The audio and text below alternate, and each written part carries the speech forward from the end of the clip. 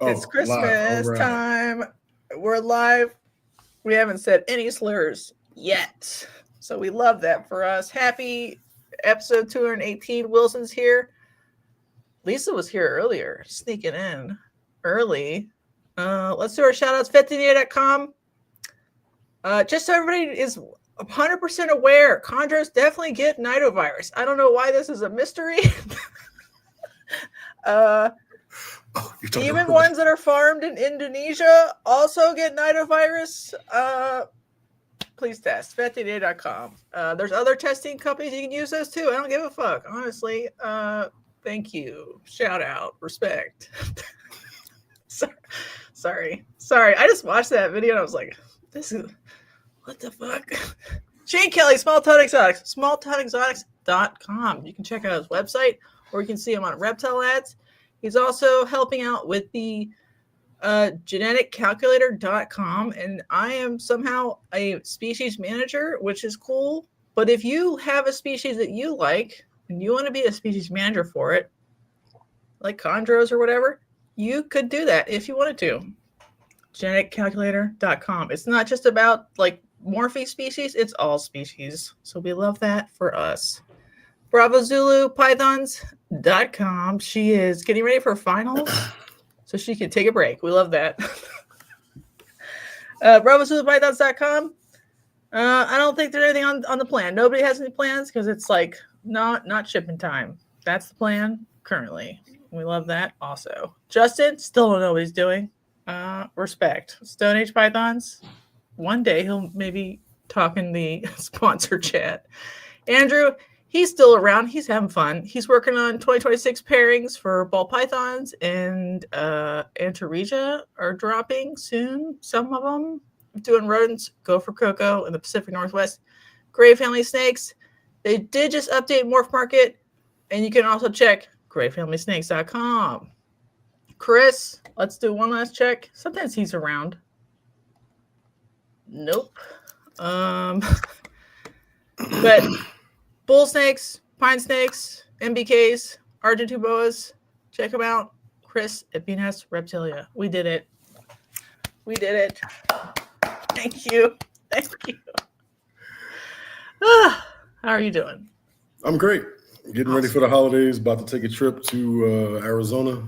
What? Go see my nieces and nephews. Are you going to do a little herping? Now. Winter herping? Probably not. I'm only there for 5 days. I got to get back to this crazy den of snakes. Mm-hmm.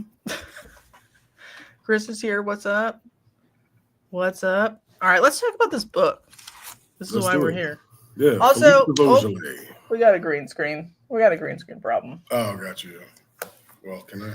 Well, there you go. That's the book. It's very reasonably priced. You can find them used. It's a paperback. So, like, if you haven't bought it yet, you're like, yeah, maybe I want to add it to my library. It's easy add.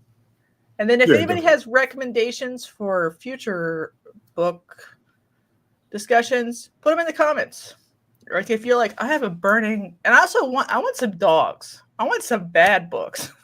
All these books have been pretty good. I kind of want a couple of dogs in there every once in a while so we can be like, yeah, this book kind of sucks. I got one for you. Snake Master. Got a dog? Yeah, Snake Master. Austin Stevens. All right, that's... Oh, yeah, it's really bad. Really bad. Horrific. Awesome. We'll do that one at some point. But if anybody else has any recommendations, and then you're like, I want to come on or don't want to come on. Like if you want to recommend it but don't want to talk about it, that's fine. Probably find somebody who also wants to talk about it. But this one's good. Pretty good. Who do you think this book is for? I mean, personally, I think it's for everybody. Whoa, everybody. Right? I mean, especially even if you're like a seasoned keeper, I mean, you're probably keeping in a more basic, if you have a lot of snakes, right? And I'm not saying that should change, but to give you different ideas, different perspectives, if you want a new species to kind of spruce up a nice cage or something like that, or there's all types of useful information in it. Some of it's outdated, obviously, but. Yeah, not too bad, though, which is funny. It was published in 2004. It's 21 years ago. And I'd like to start by going to the end. Can I do that? Your show. The captive bred snake market has experienced modest declines, even plateaued in the last 5 years. One reason is there's a saturation of snake investment market. As a result, many commercial and hobbyist breeders dropped out of business. The problem with breeding snakes as investments is their value's longevity is determined by the generation time and reproductive rates. Given half a chance, many snakes are reliable breeding machines. And what starts off as a rarity and a good investment prospect can become relatively low price standard fare in the pet trade by the 4th or 5th generation. Facts. It's just like drop the mic. Right. So this book, Philippe de Vosjoli, I'm not French enough Philippe to de pronounce Vosjoli. Philippe de Vosjoli. Is it Lay? Yeah, it's de Vosjoli. Yeah, maybe it's Lee. I'm pretty sure it's Philippe de Vosjoli.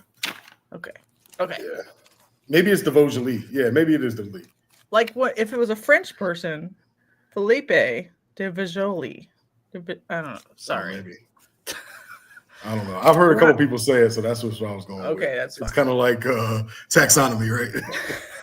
Exactly. Colubrids or colubrids. Nobody knows the real pronunciation. No one ever will. Eileen's recommending Bows of the West Indies by Graham Reynolds. That would be fun. Fire. Chris is here. Yeah, I just it's funny. Like, obviously, many hobbies are like this, but there's like a period of euphoria in investments. And then there's a period of okay, we got a bunch of snakes in boxes. What do you do now? So this is this book's answer to that question. And I think that's pretty cool. Definitely. Yeah. Right. We can just start at the beginning if you have any thoughts, feelings. I had a couple things highlighted. I have a lot. Okay. But we don't have to do them in order. Yeah, let's just do it however you want to do it. Let's just do it in order, however you want to go.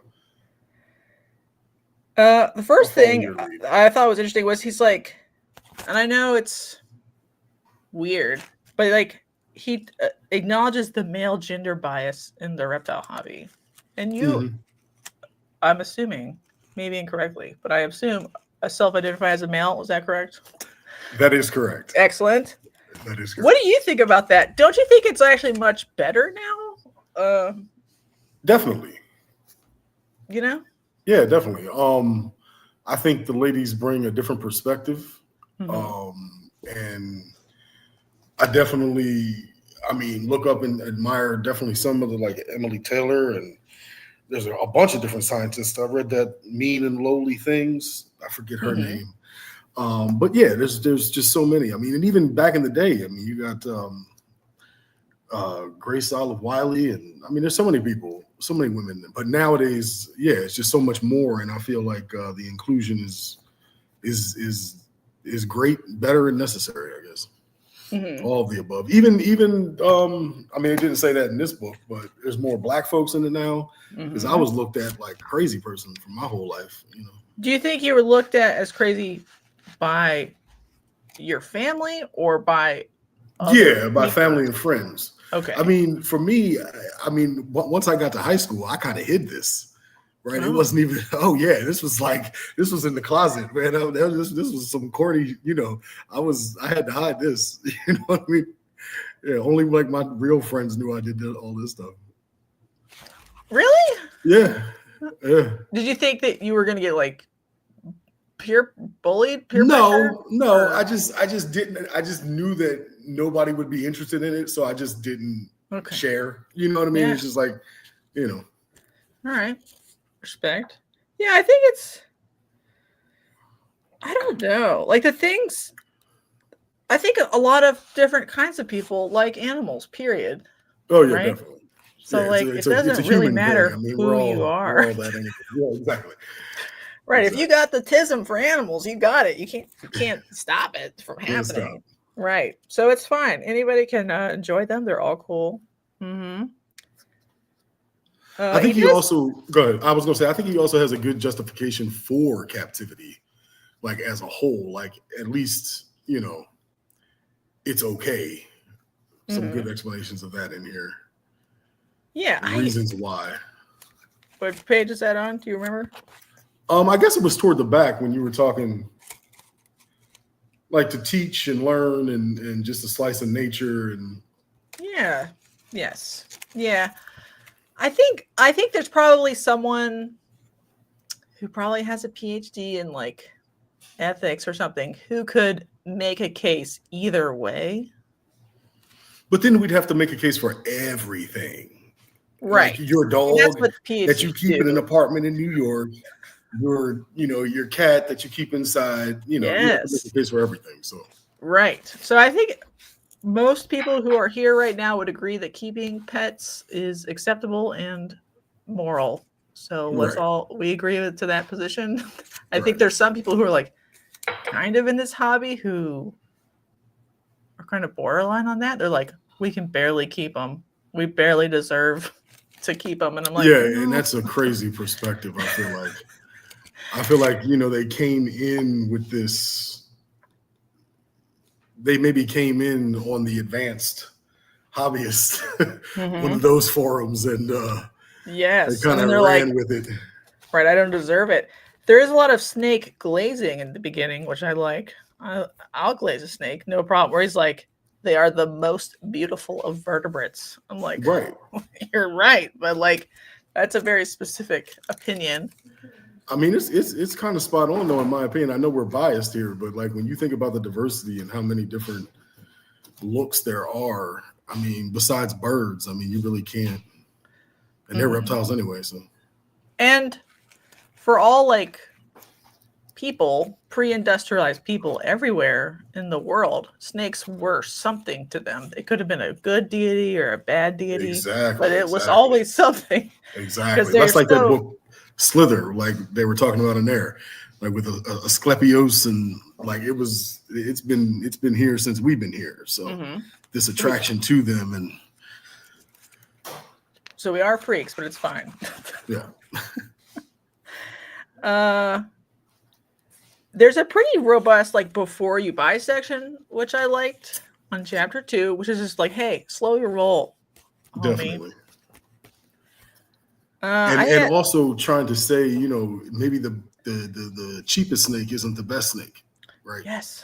The cheapest one you could find of the species may not be the best one to buy, right? It's going to be with you for a long time, so maybe you should, right. A little. And that's why maybe this book should be bought before you buy any. Oh yeah, that's what I was definitely. Yeah. Yes, because I think. Well, see, I bought a couple of them extra to maybe give to cool customers. They buy a snake, like, here, take this with you. I gave a corn snake book to a girl when she bought one of the palmettos. So, yeah. Right. It's good. It talks about research, size. Because he's like, hey, big dog.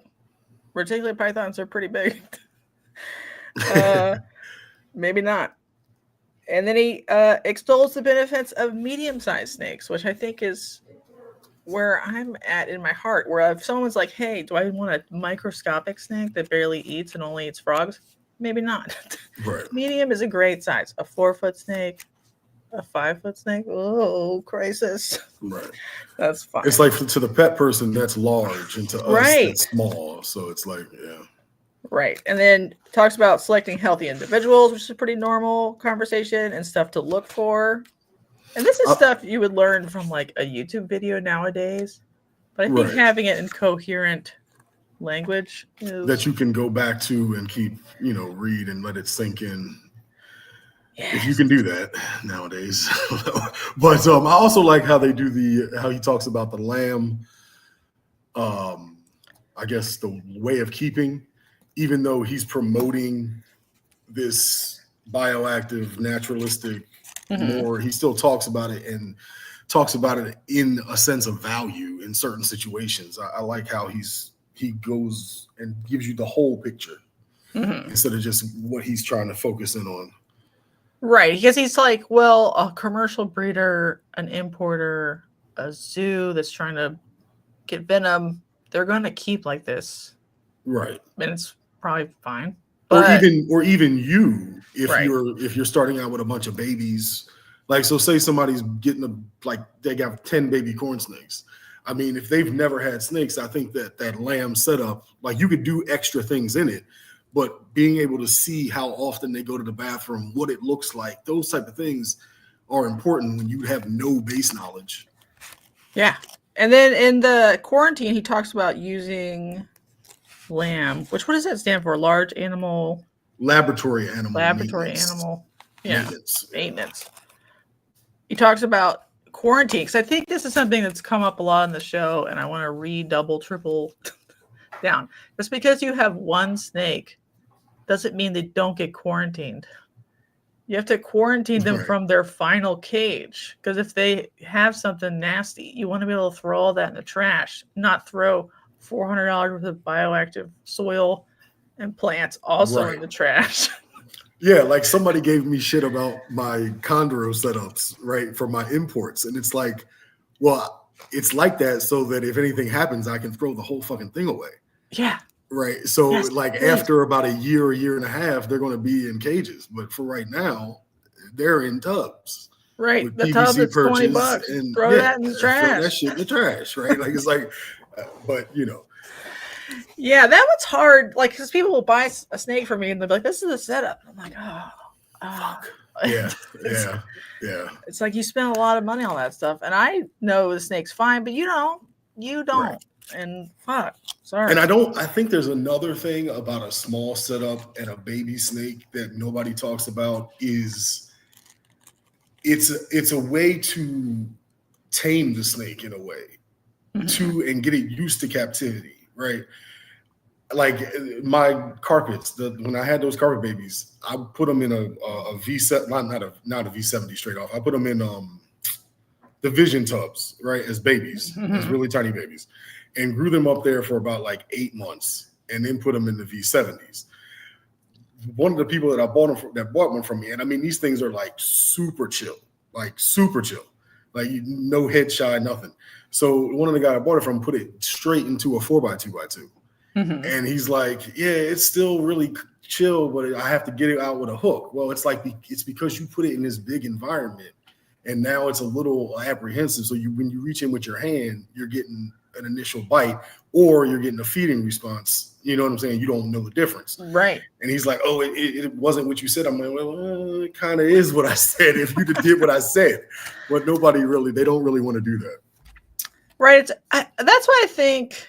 Because baby snakes are so insecure. Right. Like people should have a repertoire of extra cages. Everyone's like, I don't want to buy another cage. I'm like, who cares? What? Yeah. Yeah. Like there should be a range of sizes, range of airflows or whatever, because you're going to tweak in for that animal anyway. So like, it's okay in this hobby to be like, first I buy a 2x2 cube. And then I buy a 4x2x2. Right. That's or okay. Even that's fine. You'd be surprised how much extra rack, even if you don't use it, comes in handy if you have more than one snake. You know what I mean? So even a small rack that you could put different size tubs in, if you're getting baby snakes, would make sense for the first person. I mean, because it would still be way cheaper than doing a couple of cages. You know? Right. Or bins from bins, whatever. Walmart. Yeah. I don't know. Felipe definitely has always looked at herpetoculture as a discipline, and these days he doesn't keep a single rack in his personal collection. Yeah, definitely. And I feel like that's like a progression and a maturation that some people definitely go through. But I think if you press them, you're like, do you want a rack? He'd probably like, yeah, sure. Maybe does he even breed anymore? Anything? Probably not. Yeah. Probably not. The chapter 4 is interesting because he talks about life stages, which is sort of alludes to like a baby snake needing one thing and an older snake needing other things. Exactly. Which I think is very important. Because a lot of people are like, well, I want to save money and just buy the adult cage right away. And that can work for a lot of things, but it doesn't work for everything. Yeah. I loved his analogy about, it's a baby. Would you put a baby in a full room or would you put it in the crib? Like, it's like, what are you doing? It's still, it doesn't really know what it's supposed to do, right? It's a baby snake, right? So they're He pretty breeds intimate. blue barons and some geckos. Oh, cool. All right. So things that are so, sought after and that he wouldn't have any issue. There's no ethical issue in breeding, probably those things. Mm-hmm. And he talks about design planning of the cage. There's just researching the cage. You research the animal, now you research the cage. Research the plants. Yeah. Research, right? Background, like how to build backgrounds. And what's interesting to all this is a lot of the like current bioactive evangelists are like, this is new. Right, and it's not, right. It wasn't even new for this book, right? It's like right, because people were getting back. dirt out of their yard to put their imported whatever's in the 70s. Like they were bioactive to begin with on accident. But this is like intentional. I mean, I think there was even some intentional back in the day, to be honest with you. Mm-hmm. And then the other thing that I think that is missing from most people just jumping right into this stuff is that a bioactive substrate doesn't necessarily have to have all those bugs in it, right? Right, because you can have aerobic bacteria that just come right, on and you just right. So that's like when my final green tree python setups, I want to do that, right, and have a soil where I'm scooping out most of it, but I can just mix up maybe some little urates, whatever like that, and it's not that big of a deal, and do it that way in the cages. Mm-hmm. But yeah, I think. What do you think about this theory? People can want to be bioactive, but maybe they shouldn't for a while. That's what I think. Yeah, I don't think that you should come in when these forums they say they're advanced, this, that, and the third. Well, take it that way. Like, so if you're a beginner, it's really not for you. Not to say that don't absorb the information, but I think that it's a step that you need to do that you're missing before you get there. Right. Like they're not even used to, I don't know, the functionality of the like mechanical features of the cage. Like, and they go all the way to step 5, but they haven't practiced like non-bioactive substrate with just like decor in it. They haven't even done that step yet. They go all the way to level 5 and they're like, oh, I have these problems because this cage actually makes it bow, but they would learn that it would bow if they had non-bioactive substrate, and they would throw all that away. They bought isopods that don't actually eat anything or eat their gecko's toes off. Right. When they could just irritate this thing. Like that's yeah. I mean, yeah.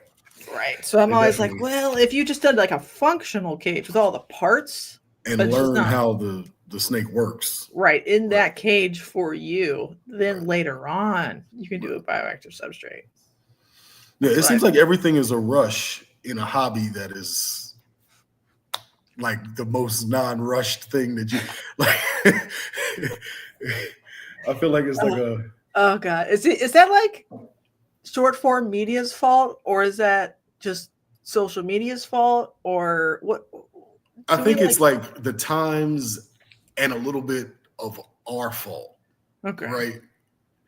Like content. For trying to the content. Yeah, content. And trying to like I built a new bioactive enclosure today. Content. Right. And try to lure people in, you know what I mean? Like I feel like that may be part of it. You know? Yeah, I think about this a lot for like morph species where they're like, that was 6 months ago's morph. And you're like, fuck you. That snake hasn't even bred yet. Like it can't be 6 months ago's morph. Like the generation time is slower than like the hobby cycle of attention. And I'm like, oh yeah, calm the fuck down.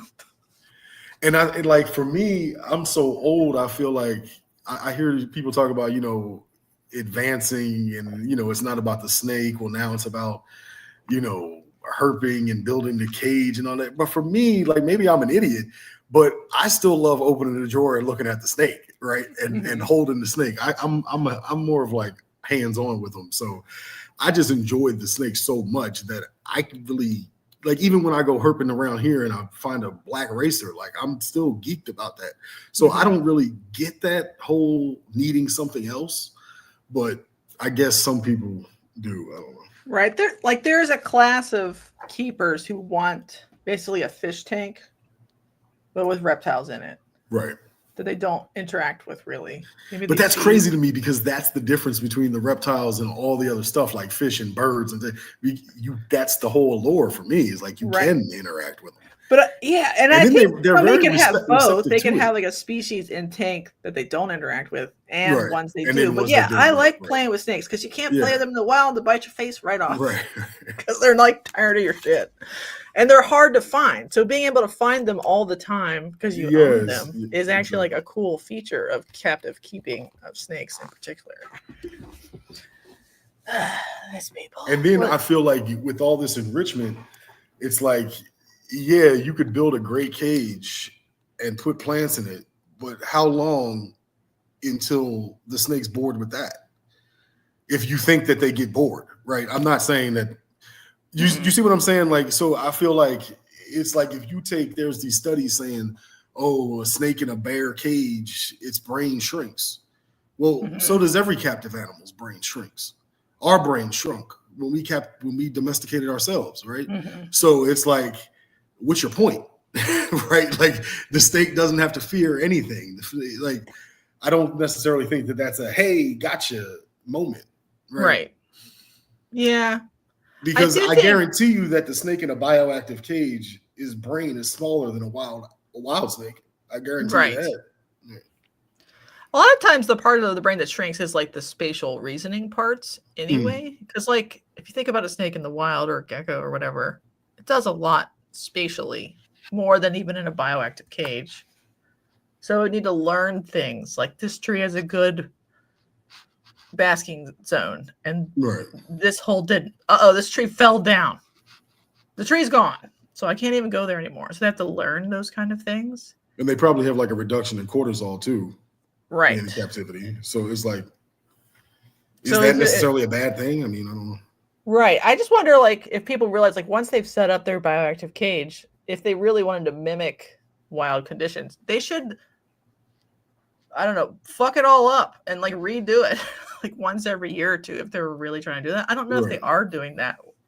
Because, like, when when a snake gets into their routine, Yeah, and whatever that's cage. right, exactly. That they're a creature of habit. They want a right, routine. then they're happy. It's like you can, like some people that put down 10, they could find the same snake for 2 weeks and it's under the same piece of 10 if it's Right. comfortable. And so your Right, snakes so- do that in their cage. Like, Right. they like the heat panels over here. They hustle over here, go in the heat panel, go back, hide, go down here at night. Then they crawl around a bunch at night or whatever their like system is that they decide to do. Technically, you should probably fuck that up also. Like on the Right. If your regular. goal is to try to have a wild snake. Right. I just don't think, I think that people need to, realize there's, it's still captivity. And I'm not saying don't do a naturalistic display. I've done them before. I love them. You know what I mean? But just understand that it's still a cage. Mm-hmm. I think Felipe knows that too, also. Oh, definitely. Definitely. Yeah, he did the Vivarium magazine. That was my favorite. I'm missing like 4 issues. He talks about substrate mixing a lot, and I don't know if I've ever, like the current crop of bioactive proponents really talk about that very much. Am I crazy? Like an ABG mix? What do you mean? Are you crazy? Well, like he talks about like turning the soil over to move like surface pathogens down Right. and whatever, because he talked about spot cleaning large urates or large feces, but just to get any organic matter down so it can get digested. But I don't, of all the social media biodude type content I've ever watched, I've never heard him say to people to do that now. Well, that's what I'm saying. I don't really think that the stuff out there is complete, right? Mm-hmm. I don't think that all the information, it's more like this is saying, it's more like an art form, right? And you're gonna have to tinkle with it and tweak it for your situation and the materials you used and all of these things. And that knowledge doesn't come, it comes with doing it and experience. It doesn't come from reading what somebody else did. Mm-hmm. And then at some point, I think it's in this chapter 7 still, he talks about the need for open areas. Right. that don't have leaf litter and For don't have basking and plants things in like it. that. Yeah. Right. So that you can turn the soil to Mhm. like get the surface freshen soil it. to be Yeah, clean, exactly. clean again. And I've never heard BioDude talk about that ever. Right. That shit is covered in leaf litter. There's no turning apparently. Yeah, but there is. Yeah, you're definitely supposed to. Yeah, Right. mix it Because up. I think there are certain animals that are leaf litter specialists, and they would want a large leaf litter layer. Mhm. But I don't think. I don't know. I've seen a lot of like king snakes or whatever on Facebook in a group, and they have clear like fungal disease from a bioactive enclosure. And I think that's part of it is like you get these like really intense anoxic zones, even in like a temperate colubrid type setup, because they're treating it like a tropical setup because they're trying to grow a bunch of pothos or whatever. And the snake is all in the substrate and it's never actually like turning and becoming aerobic again. And so it's just a problem. What about that? Yeah, definitely. I mean, I just feel like it's still one of those things that it's a process and people are, jumping to conclusions and doing what they want instead of necessarily what's best for the snake in that situation. Or they don't know what they have and the species of snake is not suitable for what they're doing. Or there's all types of issues there. Right. And he does acknowledge phorid flies, which would feed on hyphae, like fungal hyphae. But the turning process destroys hyphae because it makes bacteria more likely to survive in that system. And I was like, oh, you have to tell people to turn their soil, otherwise they don't do it, and that's why we have problems. And I think another thing is like you have to know who you are as a keeper before you do that. Like I don't think that style of keeping is for everybody, right? Yeah, yeah. Like if you're super attention to detail, I gotta turn my snake substrate. Right. Like if you're super attention to detail and things like that, and you're like, and you're obsessing over it, great. It may be for you, but before you start doing things, sometimes you don't know what type of keeper person you are with this, right? Right. Like a lot of them, I think they have to be bioactive first, otherwise they're a bad person. And I'm like, I just don't think you have to be bioactive first. That could be your certain cages. I think it should be your end game. You're buying a baby snake. I think that should be your end game for a subadult to adult snake by time, you know what I mean? If that's what you want to do, it definitely shouldn't be what you throw it right in. Because like I said, you need to see the poop. You need to know how much it's going to the bathroom to know how much you should be cleaning. Right, because they can go underneath the substrate, they can go and you could just pile up and they just, I'm good, It did bring up the problem with decor where snakes get stuck. They find a way to get stuck. Like siliconing it to the bottom before you start building and things like that. Yeah, and I was just like, I almost think it's almost unavoidable. Like they will find a new way to get stuck that you didn't even know that they could get stuck with certain kinds of wood products. And I think new people don't know that either. Right. It's on page 70. And sometimes I'm like, well, your life would be easier if you had simpler wood structures or shelves instead of wood sometimes. Because like they're not necessarily trying to live forever, the snakes. They'll find a way to do terrible things to themselves. Definitely.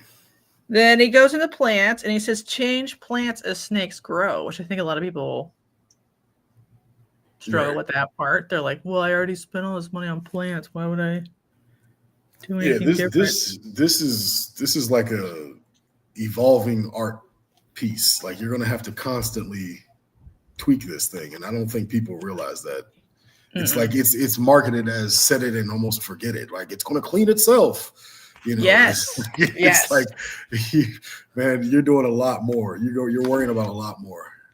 I think like part of the marketing problem is it comes from like frog people or whatever, where they're like, yeah, you drown that thing in misting, dart frogs. You it's don't perfect. You don't disturb the bottom. You need the top to be washed and continually washed through sphagnum moss, so it's like really clean, the surface, but you don't want to disturb it. But snakes are different. Yeah. And so like this isn't as set it and forget it for snakes, but I think people act like it is, and I'm like, wow.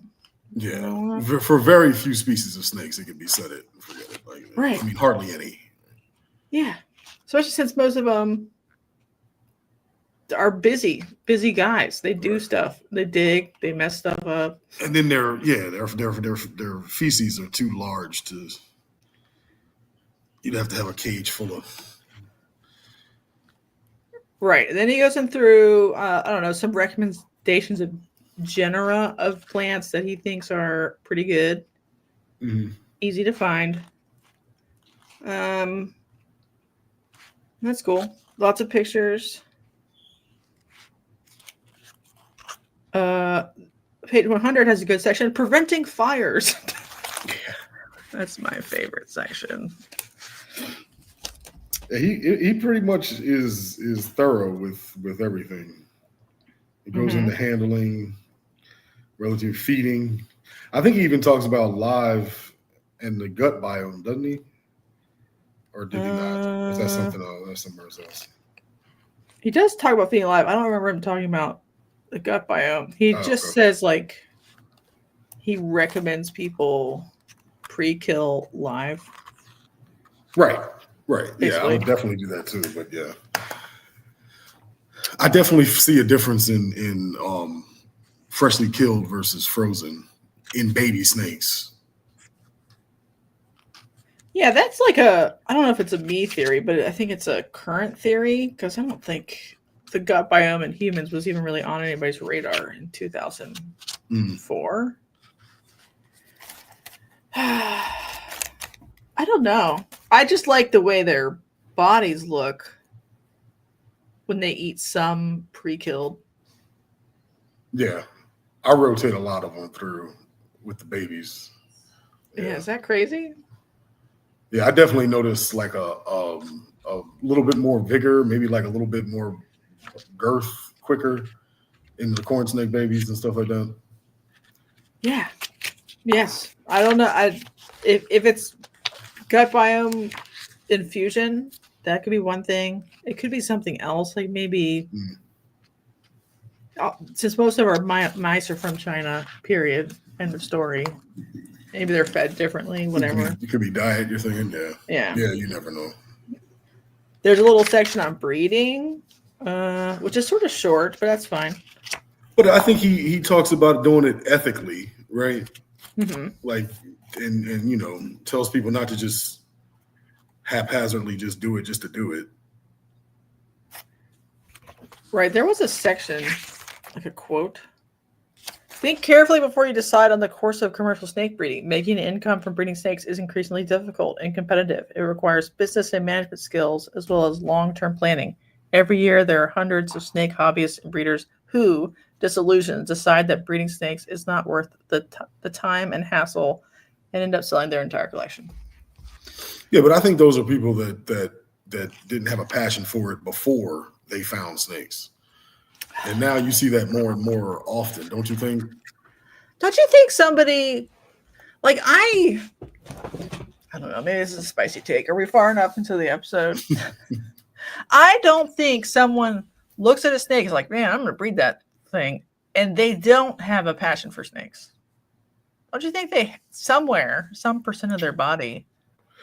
But don't you think that there's so much media out there that people that never thought about having a snake now have a snake? So therefore, like, yeah, they may be passionate about it now, but yeah, but I don't think it's like materially different to have 10 snakes versus 200 snakes, and you're like, fuck, this isn't fun anymore. you know what I mean? So like, they could be passionate about 10 snakes. Right. And could be comfortable having one clutch a year. But I think the problem is like it's packaged when it's talked about like everyone has to have a business. Right. And so they need to have 200 snakes and 200 clutches of whatever species. And the answer is like there's an in-between one where somebody who has a couple snakes and likes them can breed one clutch of whatever species and just be like, that was fun. I'm done. Or right, but that's not really talked about. no, right? no, there's And no those- middle ground. But I think, like, when people talk about small batch breeding, sometimes I'm like, that's fine. But I don't know if that can fulfill the demands of the market for certain things. But for most people, most of the time, you should be like, I'll just breed this for fun this year, and that's it. And I'm not going to overdo it, because then you won't have to need to be a business. Yeah. You know? Is that weird? Yeah. It's weird coming from me. Diseases and disorders. Chapter 16. Yeah, he was really big on the IBD, right? I guess that was really prevalent. It was a fucking crisis then. Yeah. Because he talks about in here that you would need to get a liver biopsy to determine if they were infected or not. You don't have to do that anymore. You can now do a swab. But because it was a problem at that time, like a lot of boas were dying, and they were like, well, fuck, dude, we're fucked. And then on page 144, he says, never sell unhealthy snakes. If you no longer want or can no longer take care of a sick snake, have it euthanized. Responsible store owners and hobbyists cannot take a sick snake because of the risks to their existing collections. Although some may consider my view on sick snakes and amphibians radical, consider the greater good. Better dead than spreading disease and heartache. You already know I'm a hard line with Philippe on this one, or Felipe, whatever. Yeah, and at the end of the day, I mean, they're your snakes, right? And what you do with them is strictly up to you, right? Yeah, it seems crazy to me every day that failed ball python breeders will dump their breeders and babies they couldn't sell on a rescue. Right. And that's okay. Yeah, like I have to take care of all these boop snooters, but I'm going to dump them on someone else. It's their problem now. Very cool. Now we're canceled. Okay, then he gets into different kinds of species that you could maybe be interested in. Green tree pythons and carpet pythons. This part I felt was a little definitely outdated, but yeah. Which part? Oh, just the whole section. Yeah, the whole section. Mm-hmm. But it's still a nice insight for a beginner. Yeah, it's almost interesting to hear him talk about things at that time. Right. That's really why I like reading certain things, like old magazines and stuff like that. It's good to see the perspective from the time and see how things changed, see how things didn't. Like the part on ball pythons in particular, he's like, at most, ball pythons should be handled briefly, 10 minutes or less, once or twice a week. Right. And that was like maybe like an imported baby that sucks. But like a lot of ball pythons now, they're like, fuck, whatever. Right. I mean, you probably still shouldn't play with them all the time, but a lot of them will tolerate it. He talks about spotted pythons. He absolutely glazes up boas, which I love that for me. Like aesthetically, they have many appealing features, including fine scalation and subtle pastel shades of color, which against the tail, boldly patterned with bright colors, provides a dramatic contrast. And he calls them, their faces, canid looking. And I'm like, yeah, sure. Definitely. Very cool. And then he talks about IBD. He talks about dumerals and retrievos. And like, what's interesting is like, it's the time. He's like a man of his time because he talks about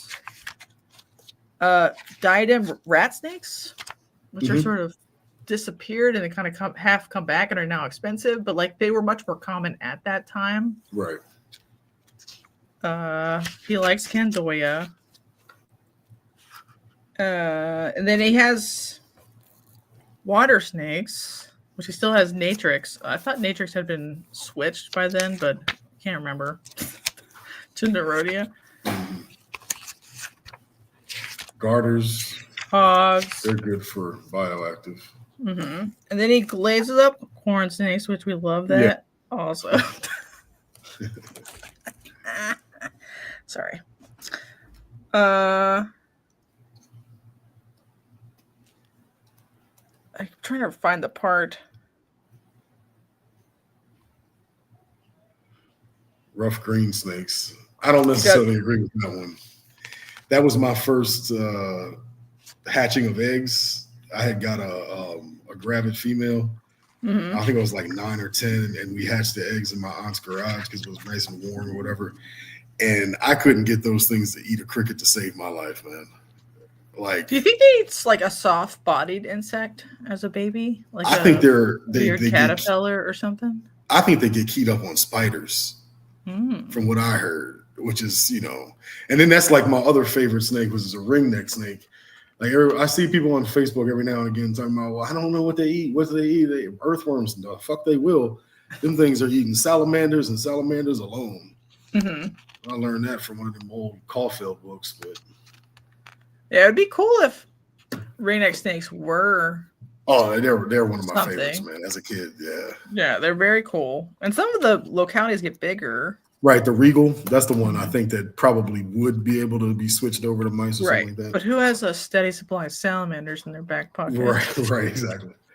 And then he talks about king snakes and then rough greens.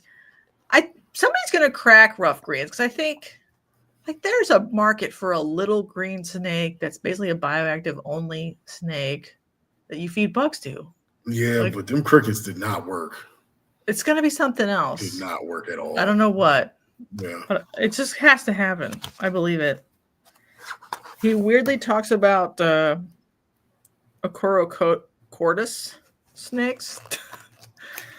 Oh, yeah. I was like, okay, it's random, but okay. Yeah, it's probably because they were coming in normal numbers back then, and now you don't see them at all. That's probably what it was. He does glaze up green anoles. That's funny. Yeah, and then at the end he talks about like the future. And I think at the end his point was largely just like if you can't explain to someone how to take care of it the way they're going to take care of it, even if you breed them in a certain way, you're probably like missing the boat in terms of marketing. Right. Which I agree. Like, but we still need baby steps. Like someone should still be allowed to have a quarantine tub that they can throw away, and then a starter tub and a rack that's a little bit bigger, but they're going to learn the animal's habits, and then a starter cage, and then an adult cage that's decked out. And I think that's what I think. Yeah, but there's not a marketing way to do that. Like there's nobody selling all of that stuff that would then market it like that. You know what I mean? It's just, I guess, like the breeder telling them, and then they're taking it, it's falling on deaf ears. What do we do? And that's kind of what I mean by like, I miss the old days. It's not that I think that it was better, right? I just think that it was less people, and everybody involved in it read the same books and knew the same. So it was like, it was more of a community, and more of even if you didn't like the person, they still were pretty much, you knew they were on a certain level, right? And then it's also like, I feel like back then it was more show and prove, more like your results are your status, instead of now it's like, the loudest voice on with TikTok or whatever is like I was gonna say with the most boobies, but then I was like, and then I committed. Yeah. Well, this goes into your next thought process. Should we be growing the hobby if we can't get the right kinds of messaging? I think that when we talk about ethics all the time nowadays, that we should be talking about ethics and growing it, because I don't necessarily know if the growth that we've seen in the past, and I'm not picking on any one group, but let's just say the past 10 years, 15 years, I don't know if that growth is all good, right? Or if we were ready to grow that big, that quick, or, I just think that it's a more. Do you think we should have less of everything, like less shows, less animals for sale, period, because less are being produced, and more keeping and more people slowly writing a book? Yeah, more. I feel like maybe more keeping, education, and like teaching the fundamentals of the hobby. Like the spirit of the hobby is not necessarily where it was, in my opinion. Mm-hmm. Right? Like it's totally morphed into something else. Do you think we Somewhat. can break the cycle of like everything has to be about making it a business and propagation? And I don't know, man. I wish we could. Big thing. I wish we could, because that's like the least amount of thing that I think the people that really love it and care about it, are passionate about it, care about. I mean, or like, let me just throw something out there. Like the like monetization of bioactivity is kind of perverse in its own way. Like I know it's maybe better than just selling the dream of producing 50 more geckos, but it's also like, well, I'm going to charge you $20 a pound for leaf litter. For dirt, or for that. That's the same thing you can just go out and right. get. And when people used to be like, and the same problem has happened with cocoa core and cork. Like when it gets reptile marketed, it's somehow $25 now. But when it's imported for somebody's hydroponic weed, it's $15, $20. And I know there's tariffs and the cost of shipping was expensive, but like, and then they're never told about the other options that are like super cheap. And I get it, there's like marketing budgets, but it feels like if it gets reptile coated, it automatically is times 4 pricing. Aspen, but you could go buy Aspen for rodents and it's cheaper. And he does talk about low phenol pine, and he's like, that's fine. And I'm like, yeah, it is fine. But in the last whatever, a lot of times people are like, I would never recommend pine, because they read about it. Well, because they read one sentence. Right, on a Facebook group. One, exactly. Right. Yeah. They didn't think about it in their brain that there's like a lot of those organic substrates have pros and cons many ways. Right. And all of them could be fine. Well, shit, I'll be honest with you. Everything has pros and cons everywhere. Like the whole keeping everything. Like you're going to have to accept that there's some cons to whatever you're going to do. Right. Mm-hmm. But maybe we marketed it too much. It's too I think accessible. It may be overly marketed to make money, and overly hyped. So for like, you should do this. Like, I don't think this is for everybody, right? No, it's definitely not. And I feel like, you put out good information, you show what you're doing, and you allow people to come to you if they, Yeah, it's a very hard line to toe, because I'm always like, well, if nobody ever talks about it at all, then no one will ever do it. Yeah, I'm not saying don't talk about it. It's just like, or if you're like, the juggling ball about their pythons cool species they have. Show is like, I mean, that's you're going too far, right? You're going too far. That's a good sign you've gone too far. If you have to juggle. That's right. I believe it. And then, I'm like, well, maybe just people should just talk about it. Like, this is what I'm doing. They don't try to prescribe it to other people, which I've obviously failed on that. Sometimes I'm like, maybe we should tell people what to do. But largely the answer is like, if you want to and you feel like it, that's when you do it. But like, you don't have to FOMO into the perfect bioactive build for your snake you just got because you think that is the only way, Yeah. Or FOMO into starting a business selling live oak leaves you get out of your yard for free because you're like, oh, they're really expensive for some reason.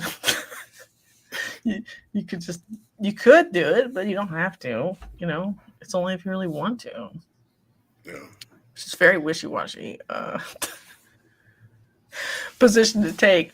Because I just think a lot of people are like tortured to like, if I'm gonna go to the reptile show, my tables are so expensive, I have to X. have to bring a bunch of reptiles, and I have to breed a bunch, and I have to make tumblers with AI art.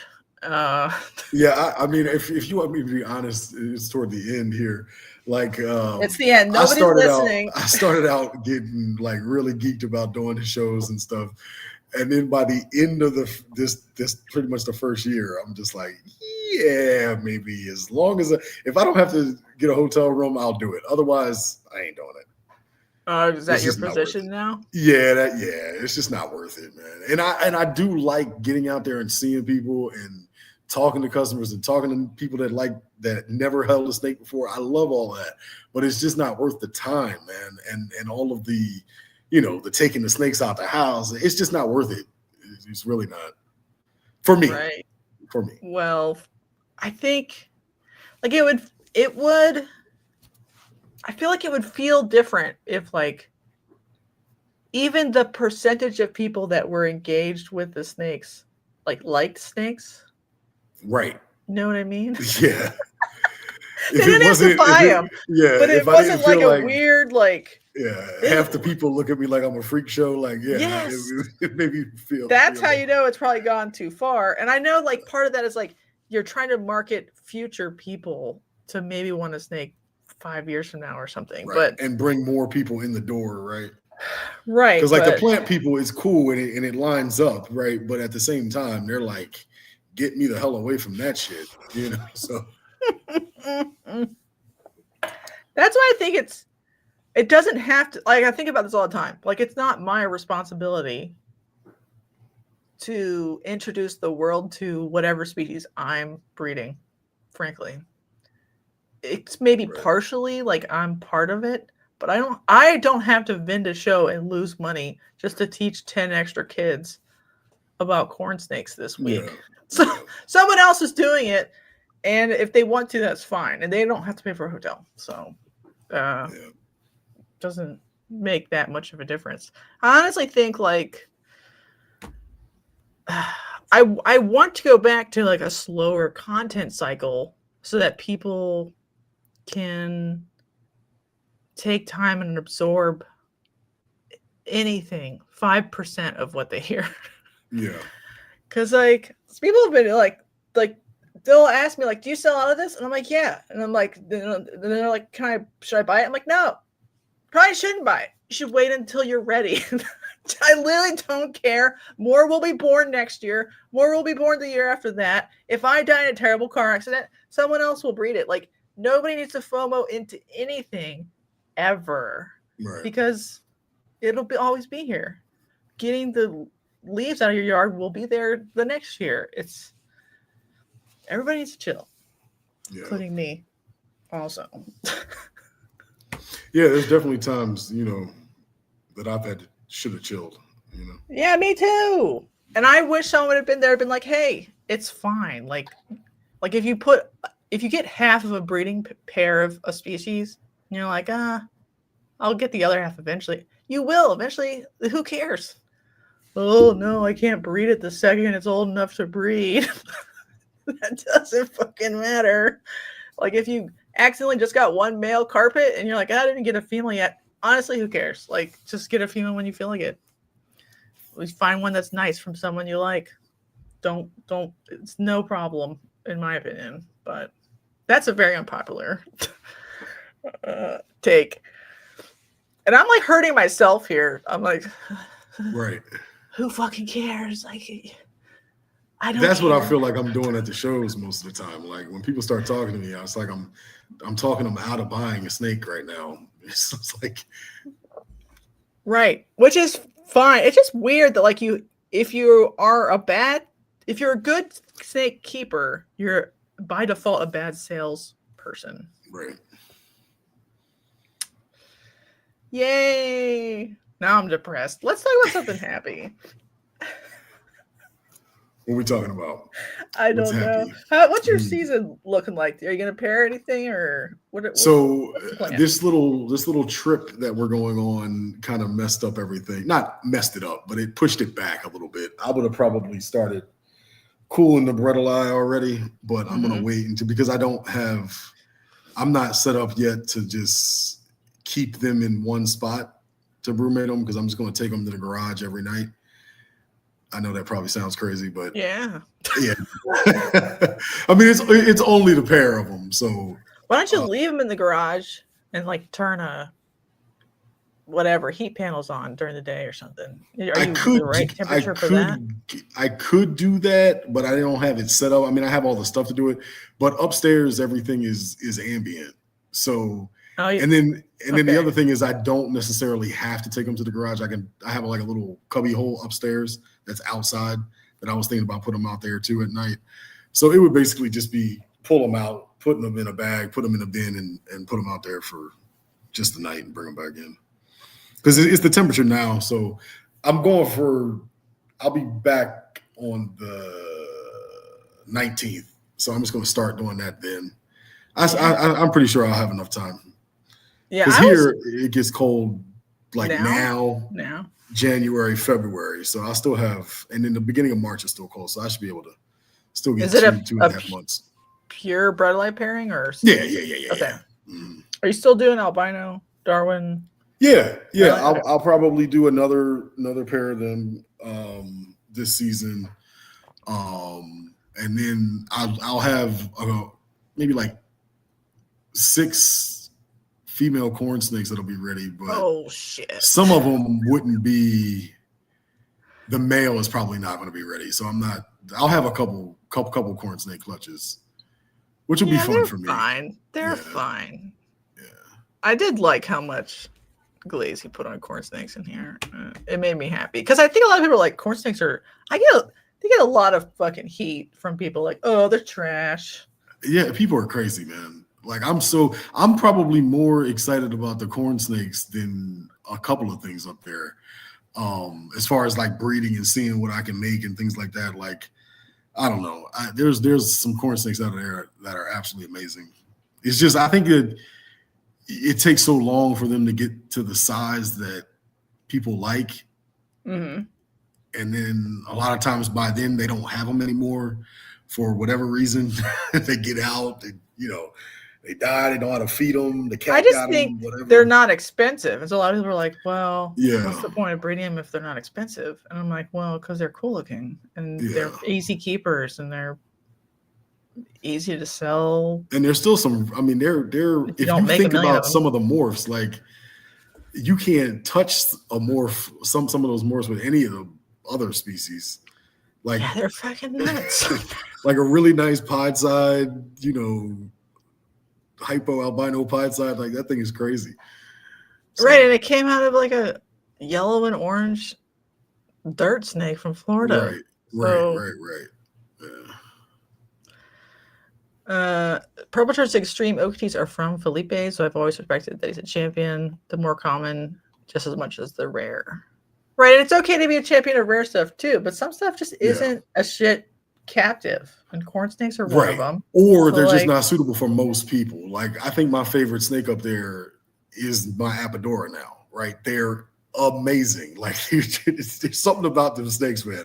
Like they give zero fucks about my presence, about anything. Like the Timors, they're running as soon as I walk in the room. The baby Apodora, they're like, "What's up, dude?" Like they're watching me. They're my favorite snake up there, but they're definitely not for most people. No, you know what I mean. They get too big. Their feeding response. I mean, sometimes, when I go to handle them, I'm like, okay, maybe I should wash up before I handle them just to make sure they don't, because I've got snakes on me and stuff like that. They're just, I don't know, but they're definitely not for everybody. Right. I think that's okay. Yeah. It's okay. Everybody, it's okay. And if a snake is for everybody, that's also okay. Like it's like a pretty good. That's almost the best, right? Because if you're trying to grow the hobby, you want people to have positive outcomes. You want to have people positive interactions and things. So those snakes are necessary, man. The ball pythons, the corn snakes, the crested geckos, those things are definitely necessary. Yeah. There's a lot of like pointing of fingers going around right now. Like, oh, these people are wrong because whatever. And I'm like, well, I don't know if anything's wrong, but I think more people need to look inside and be like, what do I really want? Like, do I Right. want? And you need to, like, I feel like the spirit of herpetoculture is intolerance, right? Like everybody does things a different way. Like back in the day, you didn't have time to be worrying about what some other keeper was doing. You know what I mean? Like who really gives a shit, right? Mhm. The proof is in your outcomes. So yeah, I think that everybody kind of needs a little bit more tolerance for everything. Because then, like, what does the 6-year-old do when he just wants a corn snake? He has to have a 8x8x6. He has to turn his bedroom. Oh man, it's like now we have to turn bedrooms into a corn snake cage. It's like, come on, man. Yeah, there's got to be a little bit of nuance every discussion, every time. Because even nature isn't perfect, right? There's no perfect cage, and nature isn't perfect, right? Because your little pet snake is going to get picked off by some owl, as soon as it gets out there, because it has no idea, right? He's like, what are you talking about? Right. Like, if we want to replicate nature, we should be murdering 99 out of every 100 baby snakes that are born day one, basically. Right. Which we don't do that. So it's already like an artificial system. So I think there should be concessions made.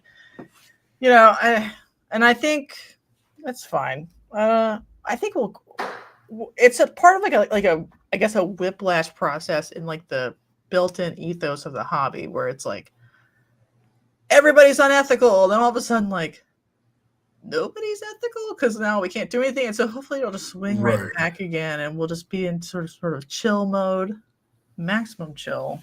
But part of being chill is like some people need to act more chill. That like maybe. But don't you think it's also like a part of that? The problem is part of that skipping steps. It's yes, because they go straight to being like, I have had a crested gecko for 6 months, and I know how to ethically keep a crested gecko. Right. And I'm going to police everyone on the internet today.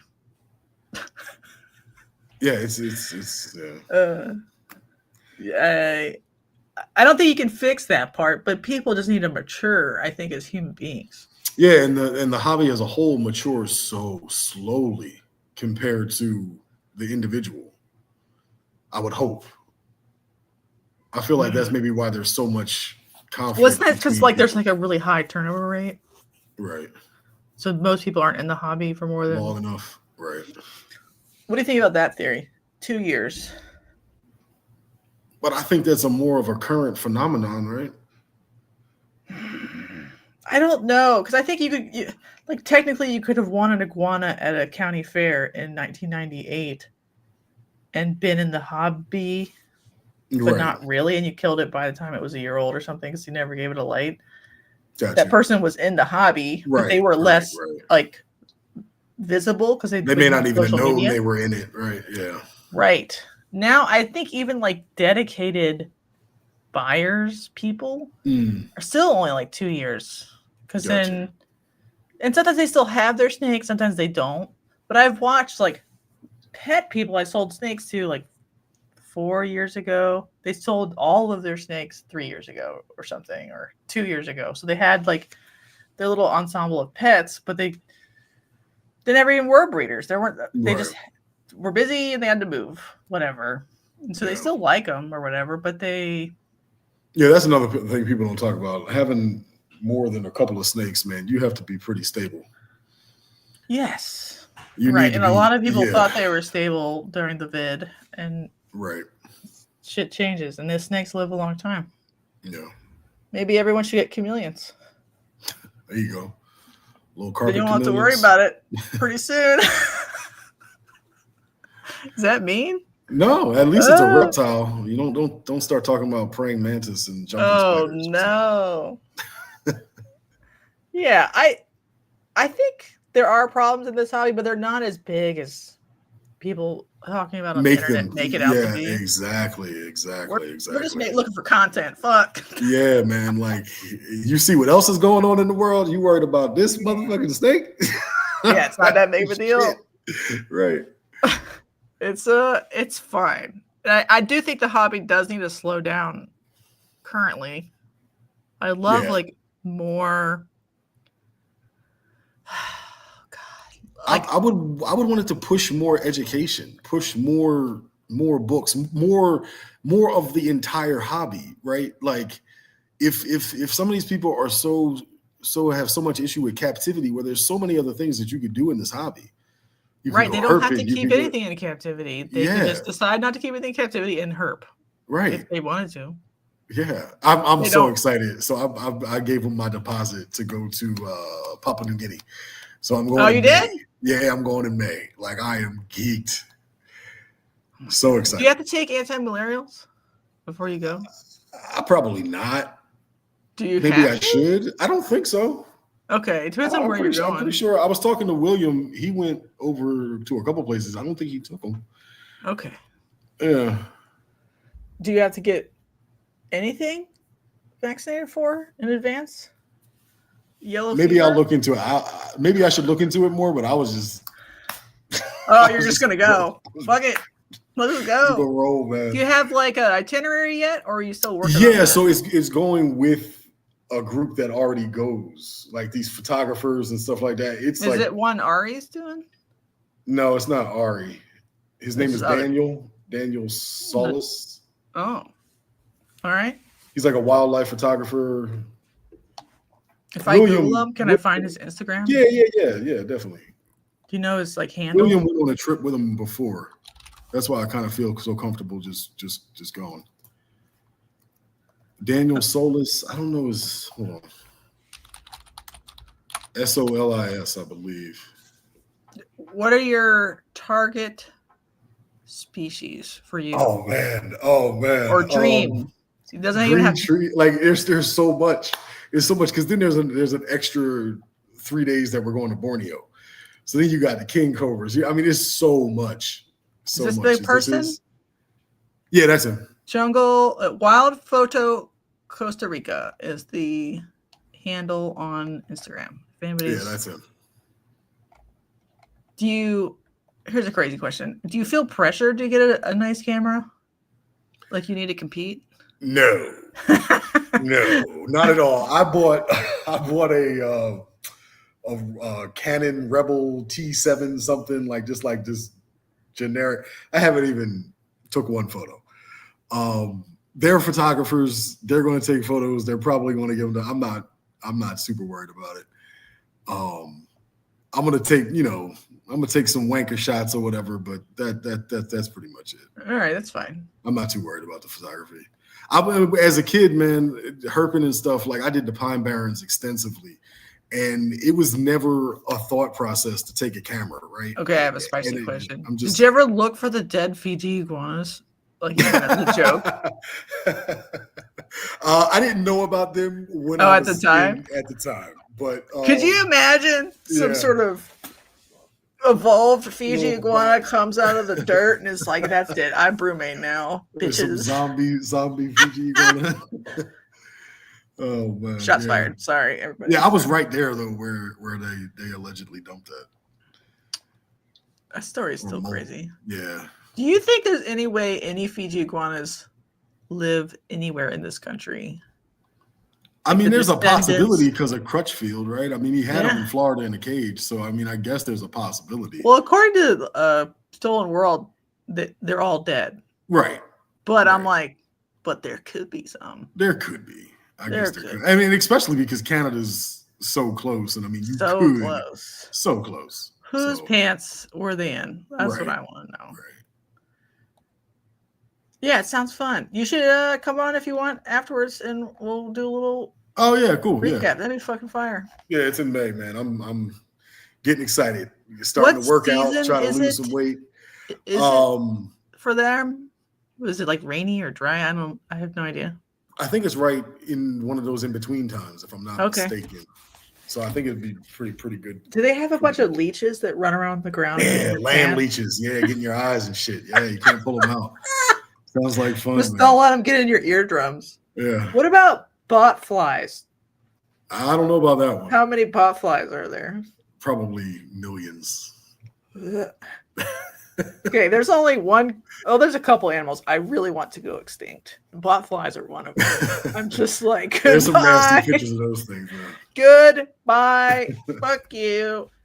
Purple Church says Grats New Guinea should be super fun. Yeah, even if you like, I don't know. There's something magical about just being anywhere new anyway, because it just smells different and Yeah, I mean, even if I don't get to see there's a weird whole lot birds. I mean, it's the people, the birds, the culture, the different plants. I mean, it's everything.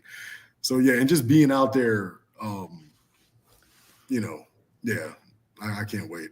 And plus, this is like my only, like I'm going by myself. Like my wife is not going on this trip. But She like, didn't want to stay back at the touristy part and eat fruit salads or something. No. Because I don't think there's an option for that, right? Oh, damn. We're gonna be like deep. So like she's gonna go when we go to Australia, like she'll go. And I feel like that's like tame herping, you know what I mean? Yeah, the only way I could get my husband into anywhere would be like to go to like a Costa Rica like nature pavilion that has like booze and you just leave him there and he just drinks by the pool and you get to go walk or whatever. Got you. That's the only way. Yeah. He's like, I don't give a fuck. Yeah, she wants to go. It's just that I don't feel comfortable with her going there. She'd be complaining the whole time. Women, you can't take them anywhere. Well, the right woman. I mean, I feel like there's some women out there that are real snake men. You know what I'm saying? Like, some of them have balls of steel. It's impressive. Man. But like, I just don't like forcing people.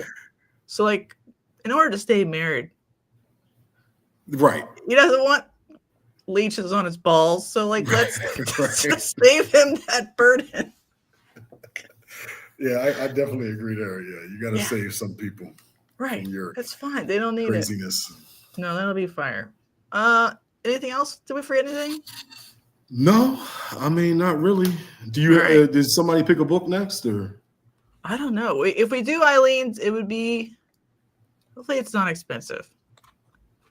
Is it expensive? I have that one. No, it's not. I mean, it's probably like 50, 60 bucks. It's not bad. Like I can't handle multiple $200 books a year. You know what I mean? Like, yeah, I'm good. All right, the hardcover is $35. Oh, see, there you go. There we go. So Let's many do that different one. Genres too, man.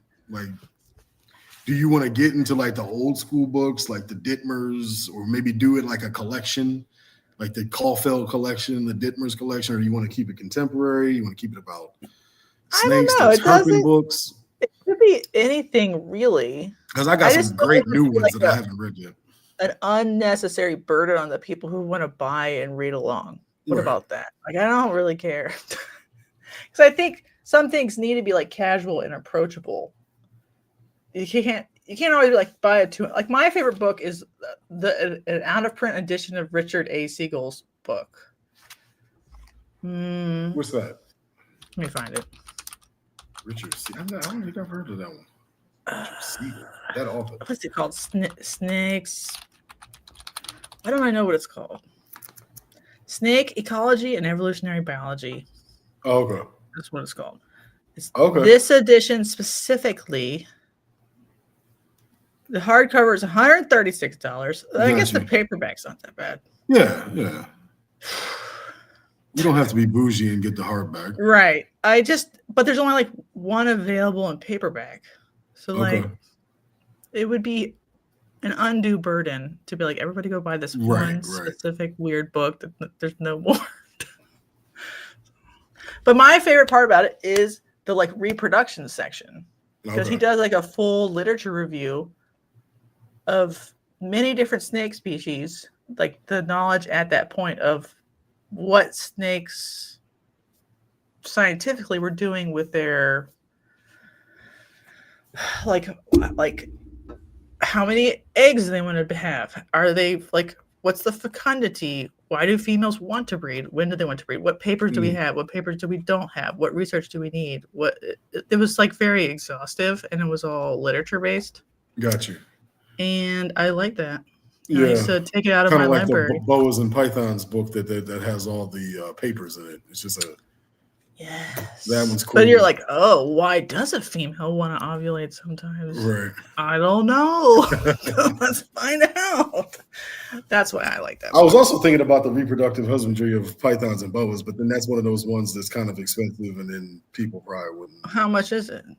But now, shit. The last time I saw it, it was like 150. Yeah. Yeah. We gotta wait.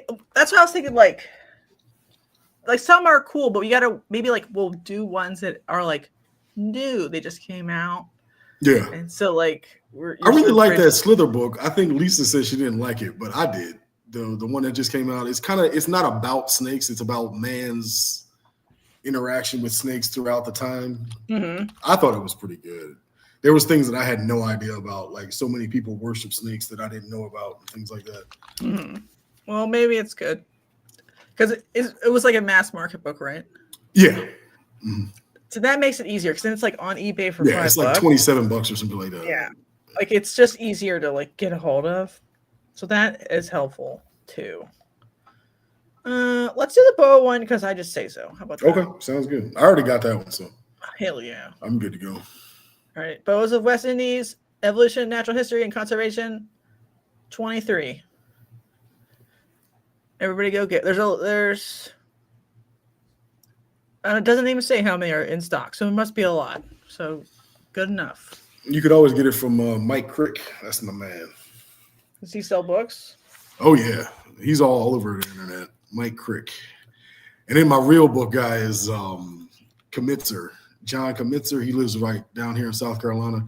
I was thinking about like he invited me to his house like to see his whole collection. He's getting older, and I want to go down there and like videotape it and just talk to him because he's just like old school, cool ass motherfucker. He wrote a couple books too that I got about snake hunting and stuff in South Carolina. All right. Do the people that sell books, are they just reselling used books or do they have? Yeah, I think they're buying. With... I think that Mike Crick does both. And then like they buy collections and stuff like that. That's what John was telling me that he does. He's like an ex-school teacher.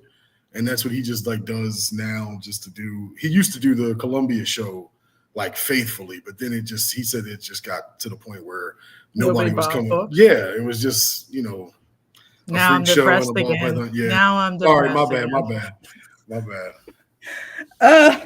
That's what I'm saying.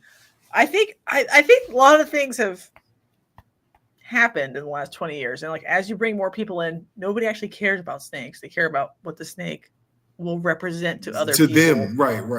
They're like, and then, well, I'm rich, so I can buy an expensive morph. And you're like, well, do you like it? That's like the thing with the Bolins. Like, how many people that can afford them are like really, really, really that into? I don't know. It just seems like a status symbol at this point. Yes. I don't know. For some people.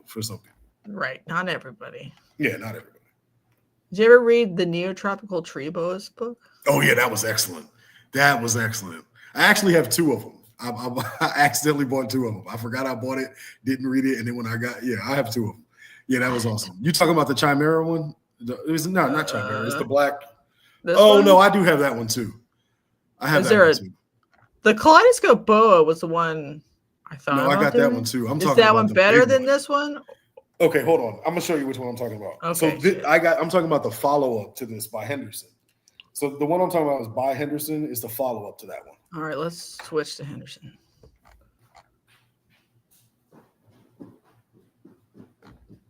How's everybody doing tonight? There are 7 people here. That's pretty good.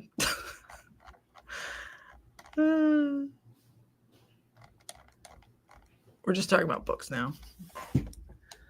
And if anybody watched this on YouTube later, I already said at the beginning of the show, but I'll say it at the end. And you were like, I want to do this book, whatever, about whatever. It could even just be about animals in general or natural history in general. I'd accept that. So maybe put it in with the comments. Tree Boa one, you could do like a couple of books and have a comparison. Yeah, this one was awesome. Is this the same book, just different cover, or is it a different edition? No, it's a different book. It's a different edition. Yeah, because I have it. It's totally different. This one is real thick. It's got all of them in it. What? Great photos. I don't know if you can see. Does it have a different name? Yeah, this one's called Natural History of Neotropical Tree Boas. Yes. Different book. There you go. Yeah. $119. Yeah, this was kind of. That's why I said the Chimera one is yeah. amazing. Yeah. Chimera. We'll save that until we get some super chats. All right, everybody. Thanks for hanging out on Thursday night. Hopefully, everybody reads any book, even a porno book. I don't care. Any book reading is good. That's all. And then Sunday is Carissa talking about her recent show experience, which those have mostly sort of been relegated towards member lives. But if anybody has a show and they're like, man, my show was great or bad or the things are changing or whatever, I do like hearing about that stuff, but it's usually on a member live. So if you are like, just send me a message. I don't care. I'm free for all at this point. So that's it. Happy Thursday. Let's say goodbye. Bye, everybody. Bye-bye. Merry Christmas. All that jazz. Reading is good.